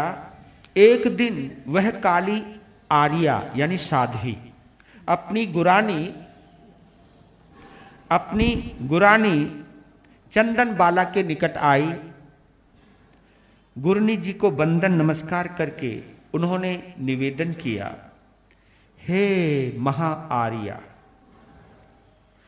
आपकी आज्ञा प्राप्त करके मैं रत्नावली नाम की तप की आराधना करना चाहती हूं। काली आर्या का निवेदन सुनकर चंदन बाला ने कहा, हे देवानुप्रिय, जैसी तुम्हारी आत्मा को सुख हो वैसा करो, लेकिन शुभ कार्य में देरी मत करो। ये हमारे यहां पेटेंट शब्द है। ये आहा सुहम देवानुपिया मां पड़ी बंधम करे है। आहा सुहम यथा सुखम, जैसा तुम्हें सुख हो वैसा करो। गुरानी की आज्ञा मिलने के बाद, क्योंकि आपको यह भी बतला देता हूं, करना तो तुमको है, लेकिन अगर उस कार्य की हम बड़ों से आज्ञा लेते हैं तो उस आज्ञा का एक फल होता है कि उस कार्य में कोई विघ्न नहीं आते। इतना प्रभाव पड़ जाता है। इस काम को मैं अपनी तरफ से करूंगा, हां, अपनी मर्जी से करूंगा, मुझे किसी से पूछने की जरूरत नहीं, उस काम में विघ्न आएंगे ही, क्योंकि घमंडी का काम कभी पूरा नहीं होता है। तो विनम्रता हमें सिखाती है, और ये केवल संसार पक्ष में नहीं, आध्यात्मिक पक्ष में। आपने देखा होगा बाहुबली के शरीर में कोई कमी नहीं थी, उनके बल में भी कोई कमी नहीं थी। नाम क्या था उनका? बाहुबली। तो उनके अंदर एक भ्रांति थी कि मैं बड़ों के बिना भी केवल ज्ञान प्राप्त कर सकता हूं, क्योंकि बाहुबली भगवान आदिनाथ के चरणों में तो बंधन कर सकते थे, लेकिन उनके चरणों में उनके 98 छोटे भाई भी दीक्षित थे और वो उनसे छोटे थे। तो उन्होंने सोचा अगर मैं भगवान ऋषभदेव के दरबार में जाऊंगा तो भगवान के साथ साथ मुझे छोटे भाइयों को भी वंदना करनी पड़ेगी। क्यों? क्योंकि इस संत परंपरा में त्याग बड़ा होता है। क्या? त्याग बड़ा होता है। जो पहले संसार छोड़ता है हमारे यहां वो बड़ा होता है, और संसार में जो पहले आता है वो बड़ा होता है। संसार में जो पहले आया वो बड़ा, और धर्म के क्षेत्र में जिसने संसार पहले छोड़ा वो बड़ा। त्याग में जिसने त्याग पहले किया वो बड़ा। तो कहा कि मैंने वहां नहीं जाना, क्योंकि मेरे बल है ना मेरे पास, और तपस्या भी करी तो क्या, भगवान ऋषभदेव भी नहीं कर सकते, और आज तक किसी माई के लाल ने ऐसी तपस्या नहीं करी। मालूम है आपको, केवल पांव के 2 अंगूठों के ऊपर, यानी उन्होंने 4 इधर की 4 इधर की उंगलियों को भी जमीन से छूने नहीं दिया। आप अंदाजा लगाइए, आप केवल अंगूठे के ऊपर खड़े और इतना अकंप ध्यान किया, इतना अकंप ध्यान किया कि मजाल है शरीर में कोई कंपन हो जाए, कंपन तक नहीं होने दिया।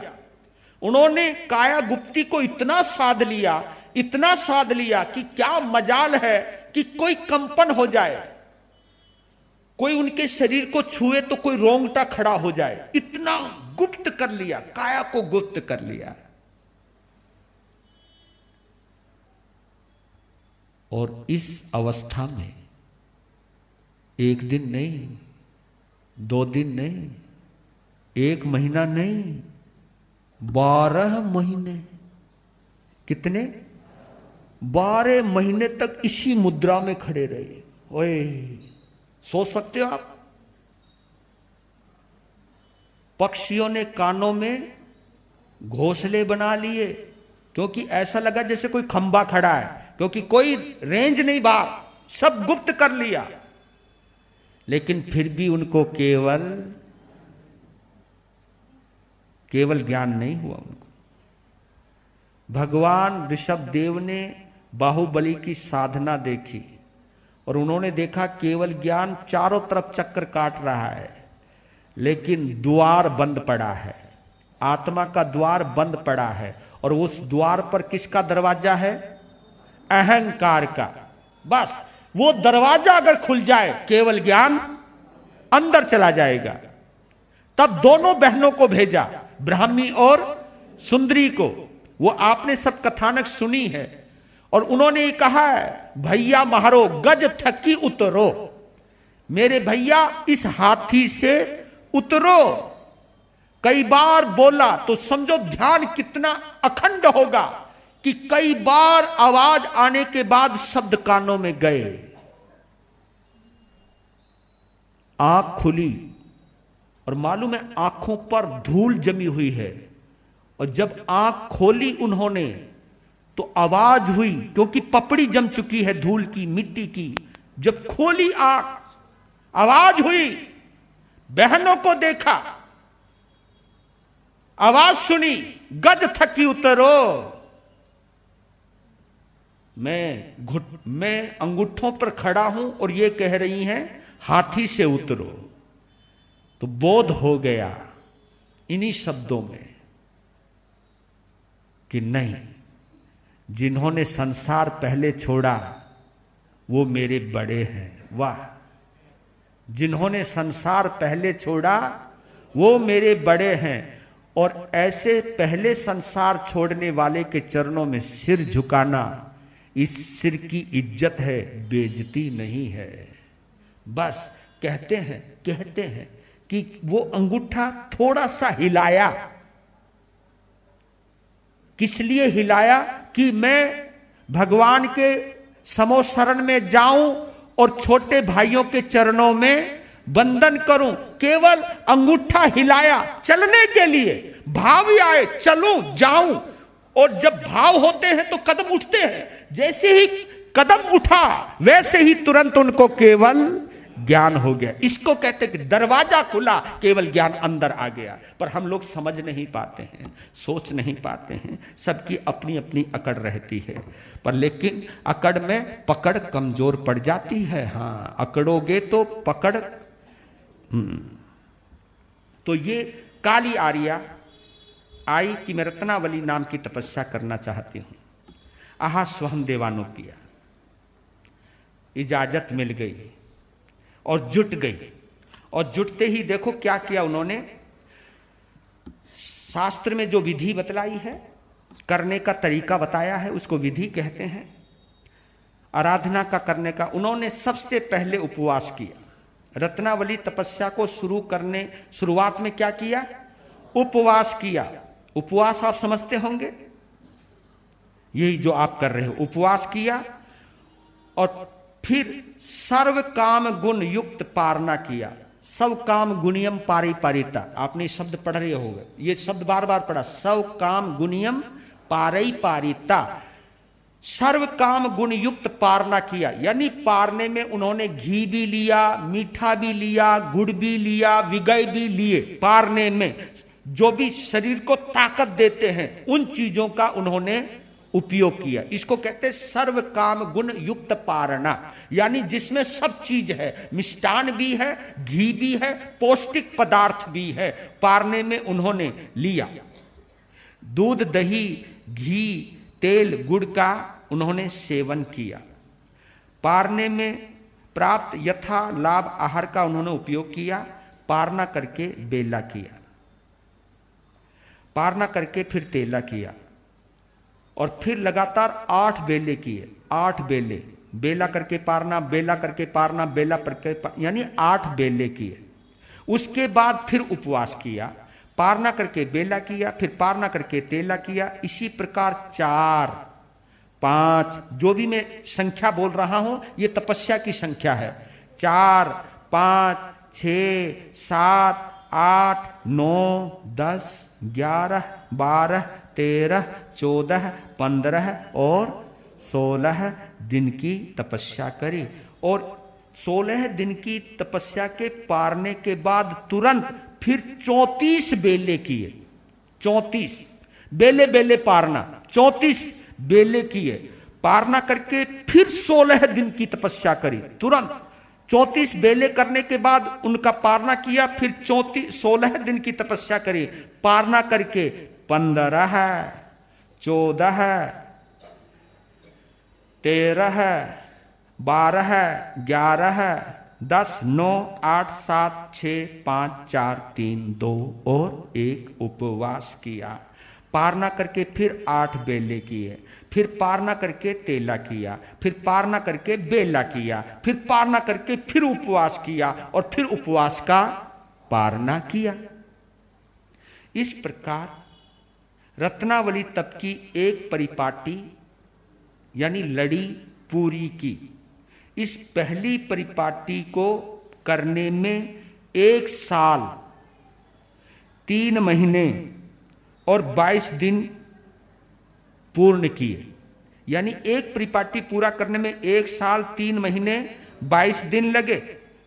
इसमें 384 दिन तपस्या के, 384 दिन तपस्या के और केवल 88 दिन पारने के, 88 दिन पारने के। और पारना भी आप समझ गए होंगे, पारना यानी एकल ठाना, एकासना भी नहीं, एकल ठाना, एक बार में जो खा लिया पी लिया बस। क्योंकि हमारे यहां कोई भी पहले जो तपस्या है, ये हमारी छदमस्ता है या हमारी कमजोरी है कि हम 2-2 बार 3-3 बार खाते हैं। लेकिन दिगंबर क्षेत्रों में हमारी इज्जत में थोड़ी कमी आ जाती है। वो इसलिए आती है क्योंकि उनका संत तो केवल एक बार खाता है और हम 2-2 बार 3-3 बार खाते हैं। तो कभी कभी मुझे दिगंबर क्षेत्रों में जाता हूं तो एक बार ही खाते हैं। कहा भैया अपनी इज्जत बचाओ, क्योंकि अच्छा नहीं है। जहां पर जो परंपरा चल रही है उसका मान रखो, उनका सम्मान रखो, ऐसा हम भाव। कभी कभी दिगंबर क्षेत्रों में दिगंबर मुनियों के प्रभाव से प्रभावित होकर हम भी एकासन करते हैं और करना भी चाहिए, क्योंकि धर्म की हीलना होनी नहीं चाहिए। क्योंकि लोग परंपरावादी हैं और परंपरा को देखते रहते हैं लोग, हमारे गुरु ये करते हैं, इनके ये करते हैं, ये करते हैं। ये छदमस्तता आ जाती है, नाप तोल आ जाता है, कमी बेसी आ जाती है, तुलना आ जाती है, कंपैरिजन आ जाता है। और ये कंपैरिजन को जिस तरह भाव से करो तो और भी अच्छा है। तो कुल 88 दिन पारने के इस प्रकार रत्नावली तप की एक परिपाटी में कुल 472 दिन लगते हैं, 472 दिन लगते हैं। पहली परिपाटी करने के बाद उन्होंने दूसरी परिपाटी शुरू कर दी। लेकिन दूसरी परिपाटी में एक काम किया उन्होंने, विगय का त्याग कर दिया, विगय वर्जित आहार का उपयोग किया, विगय का त्याग कर दिया। यानी पारने में दूध, दही, घी, तेल, गुड़ आदि का सेवन बंद कर दिया। द्वितीय परिपाटी पूर्ण करने के पश्चात आर्या ने तीसरी परिपाटी शुरू कर दी। इस परिपाटी में तपस्या और पारने का क्रम प्रथम परिपाटी की तरह ही रहा, बस विशेषता इस प्रकार रही। तीसरी परिपाटी में पारणों में सर्वथा रुक्ष आहार का उपयोग किया, अर्थात विगय के लेप यानी चुपड़ी हुई रोटी भी उन्होंने उसमें नहीं ली, घी से चुपड़ी हुई रोटी भी नहीं ली, विगय लेप मात्र भी छोड़ दिया। तीसरी परिपाटी पूरी करने के बाद चौथी परिपाटी शुरू कर दी और चौथी परिपाटी के पारने में उन्होंने आयम्बिल किया। क्या किया? आयम्बिल किया, यानी रुक्ष आहार को, रुक्ष आहार कहूंगा, रूखी रोटी को। आहार यहां और कुछ मत समझना, रूखी रोटी को, जिसमें ना नमक है ना कुछ है, रूखी रोटी है, सूखी रोटी है। सूखी रोटी को प्राशुक जल में भिगोकर, ये असली पद्धति है आयम्बिल की। हम कभी कभी जिसमें नमक खा लेते हैं उसको भी आयम्बिल मान लेते हैं, लेकिन वो आयम्बिल नहीं है। वो तपस्या की तीसरी परिपाटी तो हो सकती है, वो तीसरी परिपाटी हो सकती है, लेकिन चौथी परिपाटी नहीं है वो, क्योंकि आयम्बिल में नमक नहीं लगाया जाता। अब तो कई लोग नमक के साथ साथ काली मिर्च भी लगाने लग गए, कहीं कहीं तो लाल मिर्च भी लेकर के जाने लग गए। नमक कौन सा, सेंधव नमक या कोई सा नमक आप लोग यूज कर लेते हो आयम्बिल के अंदर, लेकिन आयम्बिल में नमक लगाना उसे आयम्बिल नहीं कहना। हां, अंतगढ़ सूत्र के अनुसार उसे तीसरी परिपाटी कह सकते हैं, तीसरे प्रकार का, जिसमें विगय भी नहीं है, कुछ भी नहीं है, रूखा भोजन है, लेकिन नमक हो सकता है उसके अंदर। लेकिन यहां नमक भी नहीं है, क्योंकि आयम्बिल को 12 प्रकार के तपों में एक तप नाम दिया है, उसमें उसका नाम घोषित किया है। क्या नाम है उसका? रस परित्याग तप। आयम्बिल का नाम है क्या? रस परित्याग तप, यानी जिस तपस्या में सभी प्रकार के रसों का, और जो नमक है ना, वो सभी रसों का राजा है। राइट। अब तुम ये लगाते रहो ना जी वो कच्चो नमक है, वो समुद्र को नमक नहीं लगानो, वो कोई सेंधा नमक या काला नमक, जो भी तुम्हें कौन सा, पता नहीं कौन सा नमक तुम्हें पसंद आवे है, लेकिन उसे आयनबिल नहीं कहना चाहिए। चारों परिपाटियां उन्होंने की।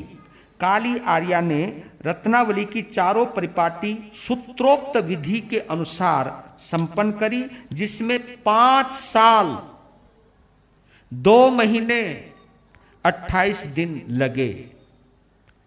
और उसके बाद भी उस परिपाटी को पूरा करने के बाद, यानी 5 वर्ष 2 महीने 28 दिन के बाद अपनी गुरानी जी के पास आई।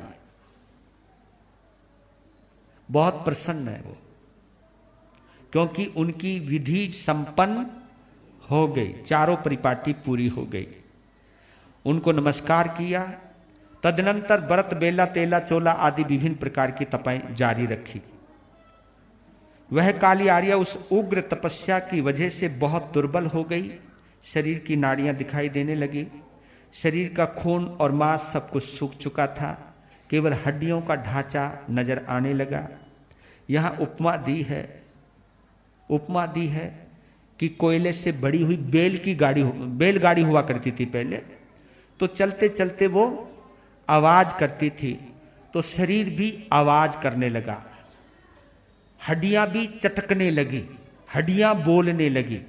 इसको कभी कभी कई लोग मजाक की भाषा में कहते हैं, भाई उसकी तो हड्डियां भी कीर्तन करती हैं, हड्डियां भी कीर्तन करती हैं, यानी हड्डियों की आवाज आने लगती। इतनी कमजोरी आ गई, लेकिन सारा शरीर दुर्बल हो गया और चेहरे पर तेज बरकरार है।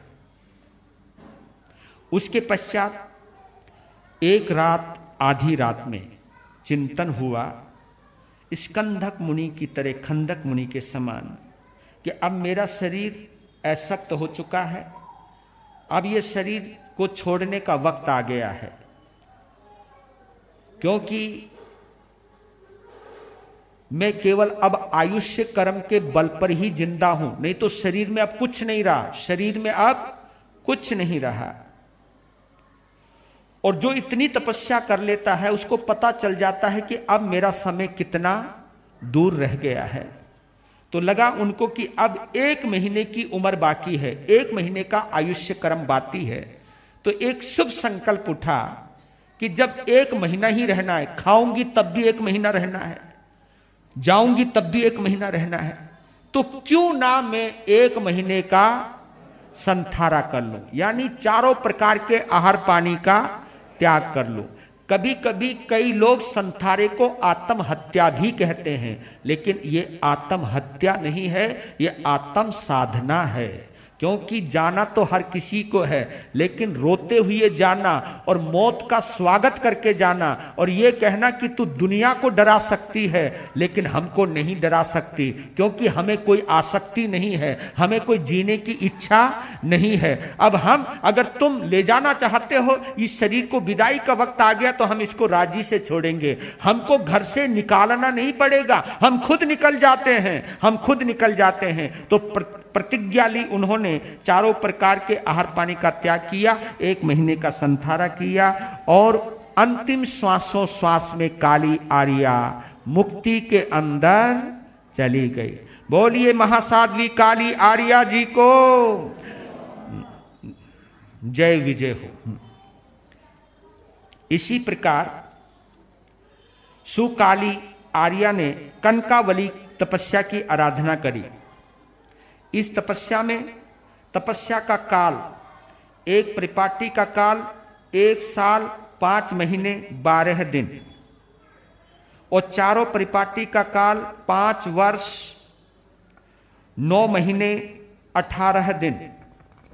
और इस परिपाटी में जो तपस्या के दिन हैं, एक परिपाटी में तपस्या के दिन कितने?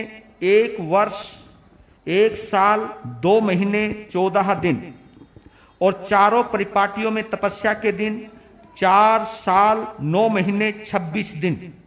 अगर हम इसको दोबारा रिवाइज करें तो पारने तो केवल 88 दिन के ही रहे, पारने इसमें 88 दिन के ही रहे, लेकिन हाँ, एक परिपाटी के पारने 88 दिन के और चारों परिपाटी के 352 352 डेज ये पारने के रहते हैं, और तपस्या के 4 साल 9 महीने 26 दिन इस प्रकार की तपस्या करके अंतिम समय में उन्होंने संथारा ग्रहण किया 1 महीने का, और अंतिम श्वासोश्वास में वो भी मुक्ति में चली गई। इतना जरूर ध्यान रखना है कि जितने भी संत हुए हैं वो विपुलगिरी पर्वत से गए हैं, लेकिन साध्वी कभी किसी भी पर्वत से साध्वी निर्वाण को प्राप्त नहीं हुई है। वही चंपा नगरी में कोई किसी का घर होगा, पोषदशाला होगी, वहीं पर उन्होंने साधना की है, वही उन्होंने तपस्या की है, वही उन्होंने पारने किए हैं, और वही उन्होंने संथारा किया है, और वहीं से उन्होंने मुक्ति को प्राप्त किया है। केवल इसी आधार पर साध्वी को कुछ छोटा मान लिया जाता है। पहले तो लिखे जाते थे, संतों के आगे 108 लिखा जाता था, जबकि ये परंपरा हमने सबसे पहले श्रवण संघ ने बंद करी थी। इस परंपरा को किस आधार पर मैं आपको बतला देता हूं। पहले संतों के आगे 108 लिखा जाता था, फिर कईयों को जोश आ गया, 1008 लिखने लग गए, क्योंकि भाई हम कम नहीं, जबकि 1008 केवल तीर्थंकरों के साथ लिखा जाता है और किसी के साथ इन शब्दों का इस्तेमाल, इस अंक का इस्तेमाल नहीं होता है। 1008 का इस्तेमाल केवल अरिहंत परमात्मा केवलियों के लिए किया जाता है, 108 बस। और साध्वियों के साथ 105 लिखा जाता है। आज भी कई परंपराओं में साध्वियों के नाम के साथ 105 लिखा जाता है, और संतों के साथ में 108 लिखा जाता है। सबसे पहले श्रवण संघ ने इस चीज को बंद किया कि केवल अंकों के आधार पर यह पता ना चले साध्वी छोटी है और साधु बड़ा है। ये छोट और बड़ाई नजर नहीं आनी चाहिए शब्दों अंकों के आधार पर। तो श्रवण संघ ने पहले यह बंद किया।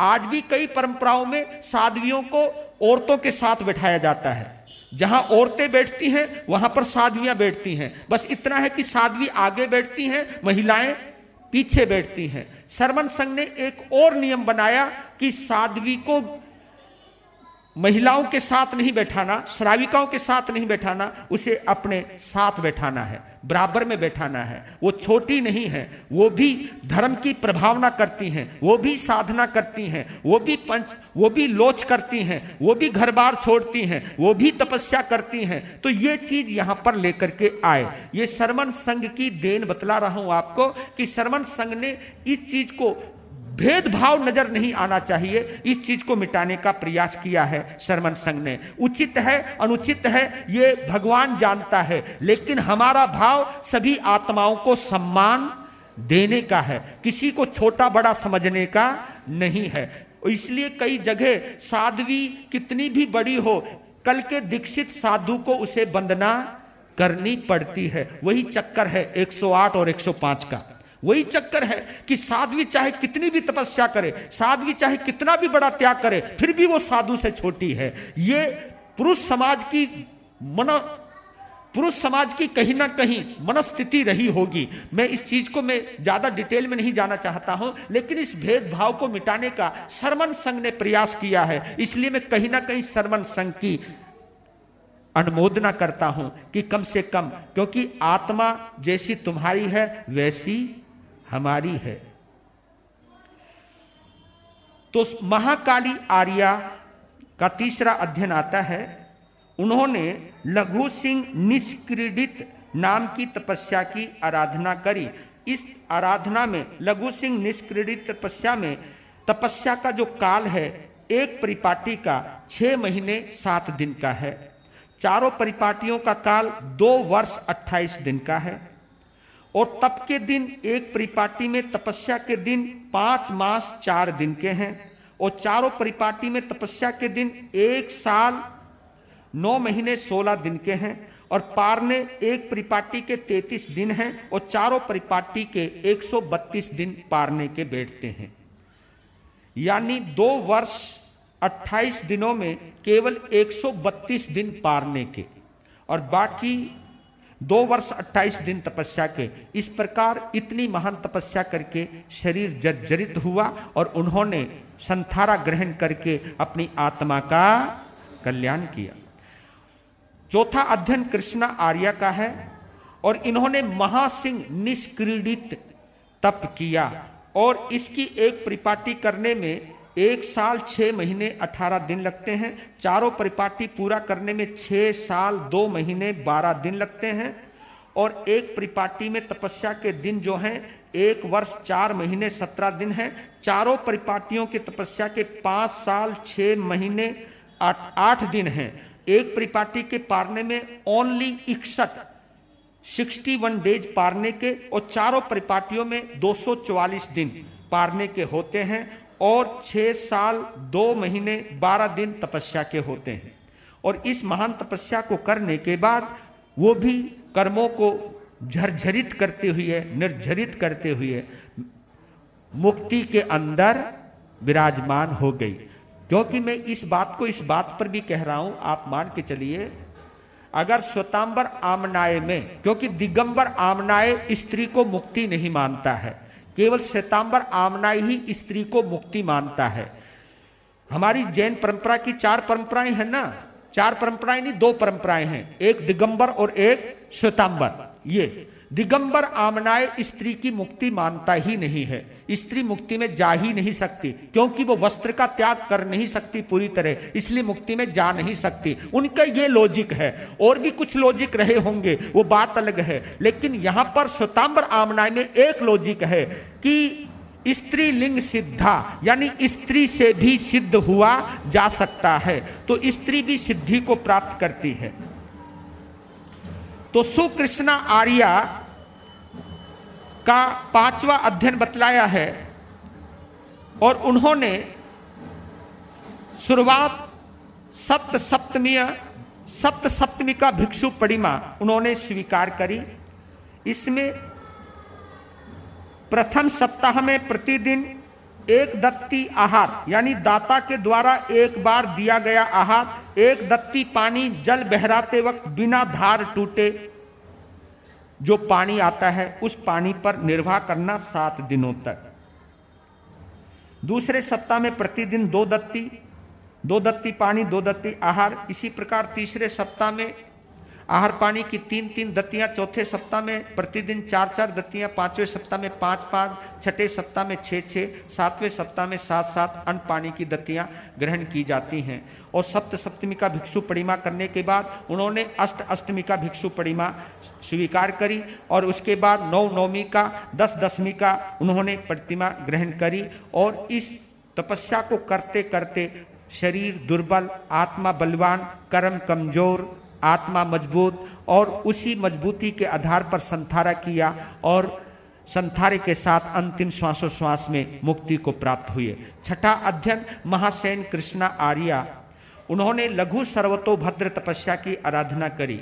और लघु सर्वतोभद्र तपस्या को समझने के आसान तरीका है, अगर आपने शांति पाठ देखा हो, शांति पाठ की आनापूर्वी भी होती है, तो वो आनापूर्वी में जो 1 2 3 4 5 ये लिखा हुआ है, 1 2 3 4 5, इसकी आनापूर्वी हो तो जहां 1 है वहां नमो अरिहंतानम बोला जाता है, जहां 2 हो नमो सिद्धानम बोला जाता है, जहां 3 हो नमो आर्यानम बोला जाता है, जहां 4 हो नमो उवज्जैनम बोला जाता है, जहां 5 है वहां नमो लोए सव्य साहुनम बोला जाता है। लेकिन इसके अंदर महासाध्वी महाकृष्णा आर्या जी की तपस्या की झलक है, धमक है, दृढ़ता है। 1 यानी उपवास, पारना करके बेला किया यानी 2, पारना करके तेला किया यानी 3, पारना करके चोला किया यानी 4, पारना करके पचोला किया। यहां इस तपस्या में सबसे बड़ी तपस्या 5 दिन की है, पचोले की है। तो दूसरी लता में 3 4 5 1 2, तीसरी लता यानी तीसरी कड़ी 5 1 2 3 4, चौथी लता 2 3 4 5 1, पांचवी लता 4 5 1 2 3। इस प्रकार ये लघु सर्वतो भद्र तपस्या उन्होंने करी। और वीर कृष्णा आर्या ने महासर्वतो भद्र की तपस्या उन्होंने करी। उसमें प्रथम लता में इसकी तपस्या 7 उपवास तक जाती है। 1 2 3 4 5 6 7 जो मैं अंक बोल रहा हूं ये तपस्या के हैं और इनके बीच में पारना है।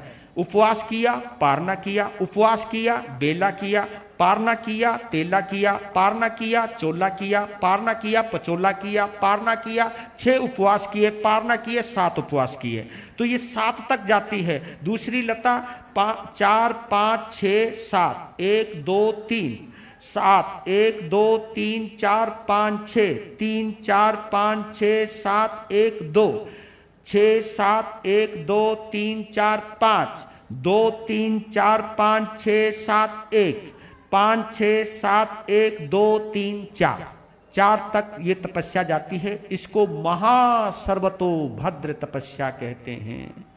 और इस महासर्वतोभद्र तपस्या करने के बाद आत्मा जब मजबूत होती है, कर्म कमजोर हो जाते हैं। कर्म कमजोर, आत्मा को दे बल पर्युषण है निर्मल।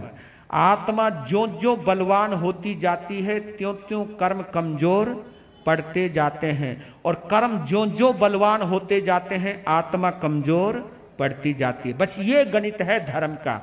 जहां कर्म मजबूत हो जाते हैं, आत्मा कमजोर हो जाती है। जहां आत्मा मजबूत हो जाती है, वहां कर्म कमजोर हो जाते हैं। धर्म का लक्ष्य क्या है? कर्म को मजबूत करना या आत्मा को मजबूत करना? आत्मा को मजबूत करते जाइए, कर्म अपने आप कमजोर पड़ते जाएंगे और कर्म अपने आप ही हार जाएंगे। मजबूत आत्म बलि के आगे कर्म हमेशा हारते ही हैं। आत्म बलि ही मुक्ति को प्राप्त करता है। आप सब, हम सब सिद्धालय में जाएं। ये पाठ इसलिए बोल रहे हैं कि हम इन आत्माओं का वर्णन सुनते सुनते हमारे अंदर भी सिद्धालय की गूंजने लगे, सिद्धालय में जाने का भाव। जिस तरह आपका मन प्रवचन के समाप्त होते ही घर जाने का करता है, वो दिन कब आएगा जब इस संसार को छोड़कर हम मुक्ति की ओर जाने के बारे में सोचेंगे। हमारे तुम्हारे भाव इस प्रकार मजबूत बने, यही हमारी भावना है, यही हमारी तुम्हारी साधना है। बहुत अच्छा, अति उत्तम, धन्यवाद। आपकी तितिक्षा को, बैठने की सहन शक्ति को देखकर कानों में कुछ भी मजा नहीं आ रहा, फिर भी मुस्कुरा रहे हैं। मालूम है कि महाराज रुकने वालों है, रुकी गया हूं। आप सभी के लिए 7वां दिन मंगलमय हो, यही मंगल कामना है।